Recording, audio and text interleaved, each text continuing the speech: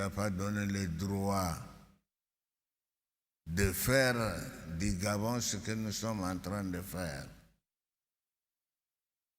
Il nous observe, il dit amusez-vous, mais le jour où il voudra aussi nous sanctionner, il le fera. Avec 1,5 million d'habitants, dont plus de la moitié habitent Libreville, la capitale, le Gabon éprouve encore des difficultés à loger ses populations.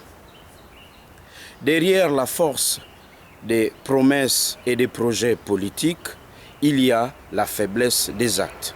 L'absence de terrain viabilisé pousse de nombreux compatriotes à se loger ou à construire dans des zones à risque.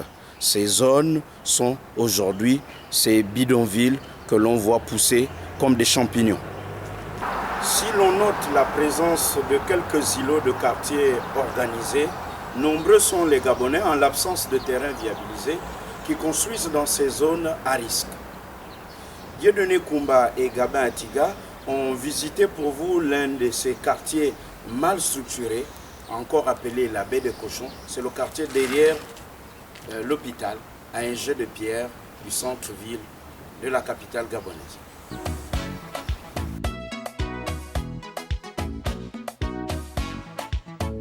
Libreville, comme toute ville en plein essor et qui n'a pas su maîtriser sa démographie, n'échappe pas aux méfaits du non-respect de constructions anarchiques qui sont depuis plusieurs années la cause de l'érection de plusieurs quartiers improvisés.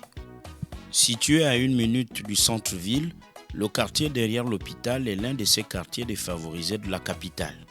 Ici, l'adduction d'eau potable, le ramassage des ordures ménagères, la qualité de logement et les inondations avant la construction du semblant canal d'évacuation d'eau construit depuis 2012 et dont les travaux restent inachevés, sont là le lot quotidien des habitants de cette zone qui n'attendent plus qu'un éventuel logement pour un site beaucoup plus sain.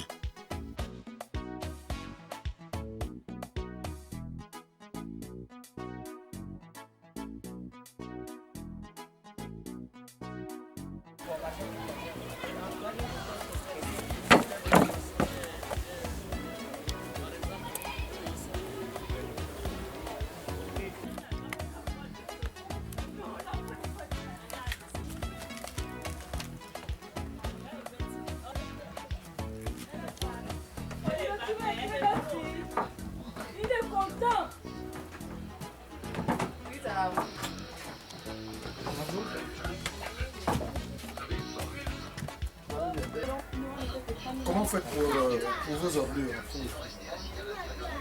Hein? Comment vous faites pour vos ordures? On enlève les sachets? Oui, on achète les sachets, les 100 fois, mais est-ce que le service de voirie passe ici pour ramasser les poubelles?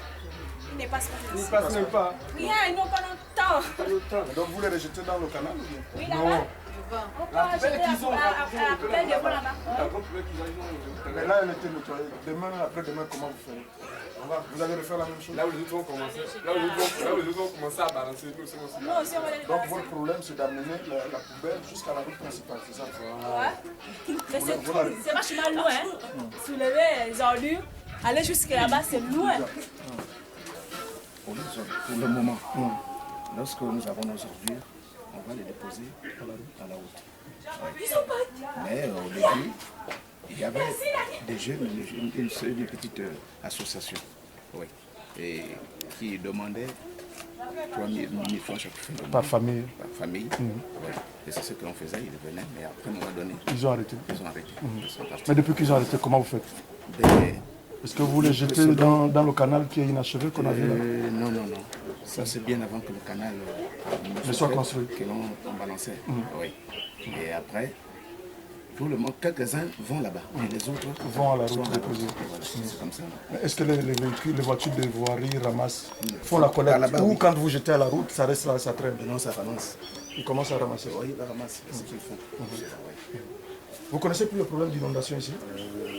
Pour l'instant, pour le moment, non. Nous sommes en saison sèche. Oui, en saison sèche, c'est un avantage aussi. Mais sinon, en saison de pluie, au début, c'était vraiment le cas. Maintenant, depuis qu'ils ont commencé par nous ouvrir ce canal, comme disait M. le quartier, on était soulagés. Le problème d'eau, l'adduction d'eau, l'eau potable, comment vous faites? L'eau potable. Est-ce que l'eau part de la route pour ici ou c'est vous qui allez vers les pompes publiques qui appellent? Non, personnellement, j'ai un compteur d'eau. Qui arrive quand même jusqu'à la maison? Oui, on a acheté des tuyaux pour faire arriver. Mais pour la bonne partie de vos voisins, comment ils font? Est-ce qu'eux également, ils ont des compteurs d'eau? Non. Pour ceux qui n'en ont pas, facile. Pour ceux qui n'en ont pas, comment ils font? Ils viennent vers nous qui en avons. Okay. Voilà, pour se ravitailler.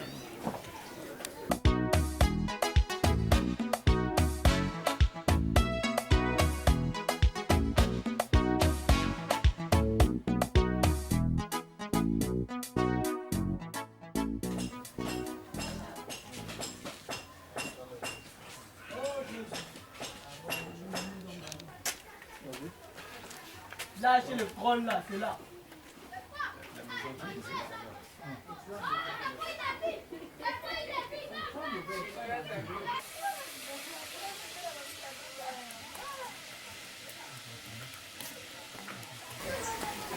On va conserver les souches, soutenir. Mais même là, si vous tuez cet arbre, la maison part. Non, la maison va partir. Forcément. C'est pas un arbre à tuer. Mais ils n'ont pas eu le choix parce que c'était un danger pour ceux qui habitent ici. Mais il n'y a que les arbres qui retiennent la terre. Sinon, il y aurait eu éboulement depuis longtemps. Ah, c'est pas prudent. C'est grâce à ces arbres que le premier éboulement est bloqué.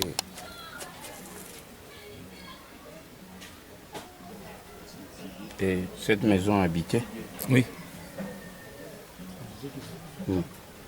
C'est habité? C'est habité. C'est elle-même qui passait là, la jeune fille. Ce sont des orphelins, papa et maman sont morts. Donc c'est elle qui reste là. Elle a ses enfants. Donc ils habitent, ils occupent la devanture hein, parce que l'arrière est foutu. C'est grâce à ces deux arbres-là qui soutiennent le poids de la maison.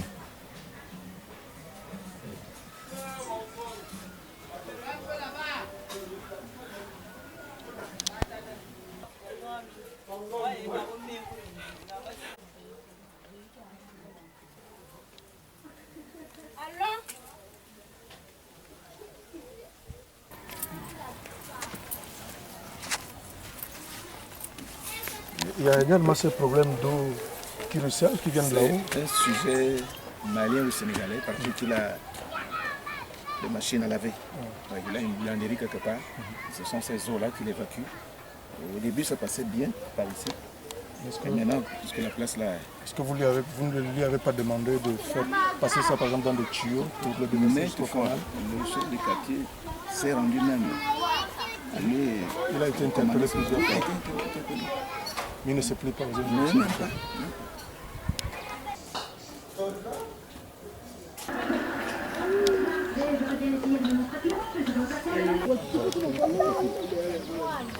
Oui, je m'appelle Nzambi Damas. Nzambi Damas. Je suis chef de quartier de derrière l'hôpital depuis juillet 2007. Ça veut dire que vous étiez là au début des travaux de la canalisation? Le début des travaux de la canalisation ont démarré probablement en juillet 2012 après le passage de la première dame qui, de grâce, est venue nous ouvrir cette issue qui fait un cul-de-sac que vous avez constaté. Parce que normalement ça devait aller juste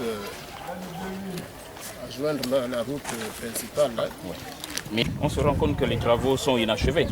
Les travaux sont inachevés. C'est un travail, un canal de 875 mètres, mais je suis surpris de constater que depuis 2012, ça n'avance pas. Ça n'avance pas, le problème est à jeter au pouvoir public parce que c'est une société, Soko BTP, mais en fait, tantôt il y a le manque du matériel et on ne sait pas là où ça se volatilise. Donc personne ne vous a donné une raison particulière, non? Non, mais vous avez juste vu que les travaux...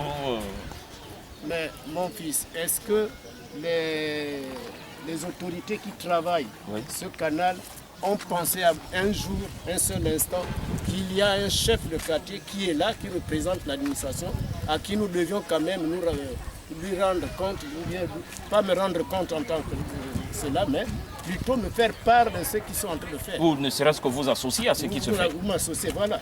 Parce que je vous dirais que juste là devant, il y a eu mort d'homme. Il y a eu mort d'homme ici. Ah bon? Oui. Qu'est-ce qui est arrivé? Un accident? Un accident, effectivement, parce que le conducteur de Caterpillar voulant tourner, or que la manière dont ils étaient en train de creuser, avait provoqué un évilement. Et quand le pauvre vient avec son Caterpillar, voulant tourner, c'est ainsi que le Caterpillar s'est jeté. Et entre-temps, ils avaient fait déjà des travaux de propriété avec des barres de fer, ce qui a fait que la barre de fer avait... On peut regarder la qualité de l'ouvrage quand même, si vous permettez. Ben, allez-y. Quant au regard de la quantité d'eau qui circule par ici en saison de pluie, est-ce que le canal n'est pas petit? Mais je vous dis que je suis en problème présentement avec le directeur de la construction des travaux publics. Mon crime était d'avoir écrit au ministre des Travaux publics que je n'ai pas compris la qualité du canal qui se passe. Plutôt, ce n'est pas un canal, mais plutôt un parcours du combattant, en empruntant le langage militaire. J'ai écrit au ministre, j'ai demandé à ce qu'une expertise soit effectuée. Mais curieusement, il y a le directeur, M. Minsa, je ne peux pas cacher son nom, puisque lui, il m'a téléphoné, il m'a menacé. Est-ce que depuis qu'on a creusé ce canal, on peut dire qu'il y a une amélioration au niveau des inondations? Est-ce que ça a changé quelque chose? Partiellement. En fait, je vois que les inondations reviennent à zéro. Pourquoi? Parce que quand madame la première dame est venue faire passer rien que la route, avant de faire ce fameux canal, le monde était à l'aise. Nous dormions d'un point ferme et finalement, quand ils sont venus, ils ont commencé à le faire. Les inondations se sont rabattues dans les maisons, à l'exception peut-être de ceux qui sont de ce côté, parce que c'est vers là où il y a le canal justement. Merci beaucoup, chef. C'est moi qui vous remercie, parce que je vous cherchais depuis... C'est lui qui m'a dit ce matin que vous êtes maintenant sur Internet.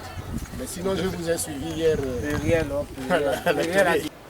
En l'absence de statistiques et d'une politique d'engagement réel, le déficit de logement à Libreville est une urgence au même titre que Ebola ou le sida. C'est un véritable sida social.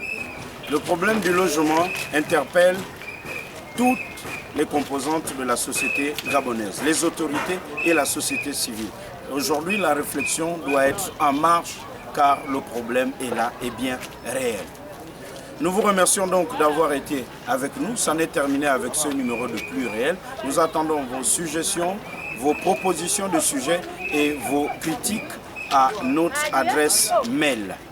Nous vous laissons avec cet accent grave. C'est dans une capitale africaine et la question que l'on aimerait vous poser, est-il possible d'avoir les passerelles aussi à Libreville pour atténuer le risque d'accident de la circulation? Merci.